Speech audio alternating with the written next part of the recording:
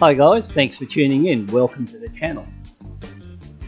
Back in 017 I purchased this Euro 3 Redditch Edition of the Royal Enfield Classic 500.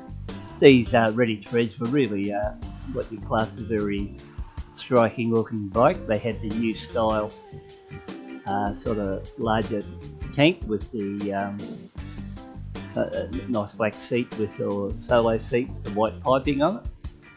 A little bit of badge or decal work on the rear mudguard, which sort of, you know, like stood out a little bit. But the main striking point was the bright red tank with the black front and rear guards and black side covers. But overall, a very nice looking bike.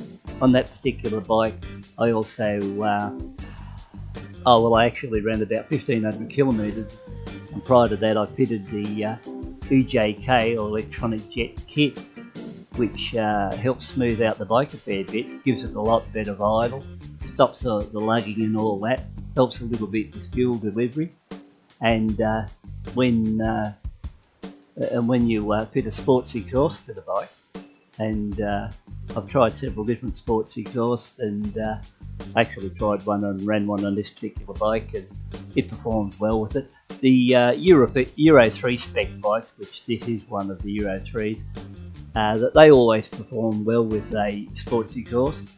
I also put foam grips on it too, because foam grips always help a little bit on the vibration side. But back to Euro 3 specs, these bikes really perform well with two upgrades. One, if you put an EJK fueling kit on it, and two, if you put a sports exhaust on it. So any of the sports exhausts work alright, but I always favour these $80 special ones I purchase off eBay. I get good results on those, so I really think they're good for probably maybe 5 mile an hour top speed. And there's no doubt with an EJK they're a lot better on pickup alone. So when I say a lot better on pickup, they're really good in the first 3 gears, and you really notice the extra. They got a lot more torque, and like I said, in the pickup, and they're really good at pulling power up on top gear pulls over hills and stuff like that. That's they're well worth the effort to jump on.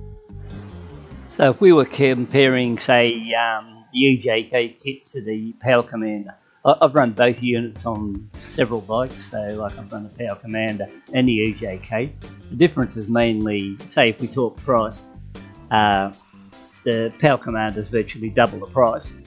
Power Commander is a bit more involved in the fitting, and the EJK is a lot more simpler to work on. So as far as if you ask which is the easiest to fit and get going, I think straight off the bat, the EJK is the way to go, because you could probably fit the EJK in less than half hour, and it'll come pre-tuned for the bike, and you can just put it on the bike, fit it yourself, jump on the bike, and off you go.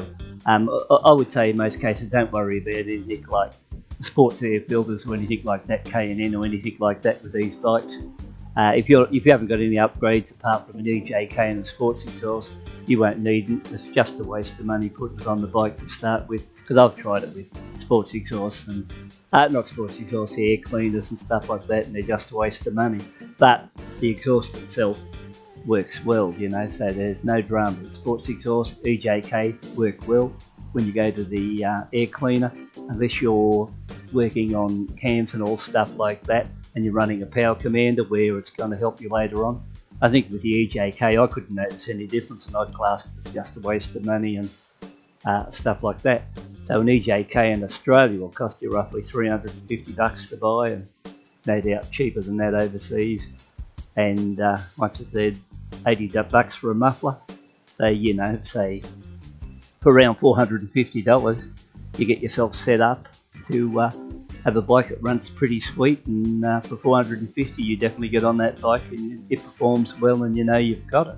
So that's something you can sort of think about. Like the best thing about it, you'll get rid of the with an EJK on one of these bikes and a sports exhaust, you won't get any of that you will get a little bit of backfiring at times coming down the hills on cold mornings and stuff like that, but as a rule you won't get the surging and carrying on like the bike.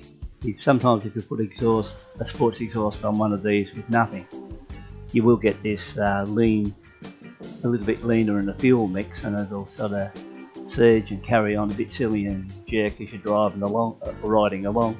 But once you put your EJK on, the bike will perform a lot smoother. So, you know, 3 tips if you're looking at. One would be a good spark plug. That'd be the NGK BPR 60S. Then you would jump onto a sports exhaust. That'd be your next upgrade to give you a little bit more of a get up and go feeling, and you will notice a fair bit of get up and go for your extra $80 you spend on the exhaust. And then to smooth it all up, throw in an EJK for 350 Australian or whatever it is in whatever country you're listening from.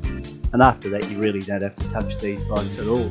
Those 3 options should make you fairly happy for quite a while, because when you get onto other mods and that, they jump up into bigger dollars, and like all things, you can spend a lot of dollars after that and not get much more improvement. And the only other way you can get into an improvement would be, well, the honest way would be, it'd be get rid of the bike and buy yourself a 650 Interceptor, jump up 20 horsepower, and that'll solve the problem. But, you know, to get up extra horsepower in these bikes, you're going to have to spend a fair bit of money, and it's never going to equal an Interceptor. So the best off just being happy with those 3 mods I said, and you'll be a lot happier camper. But anyway, thanks very much for watching this video, and hope you learned something from it.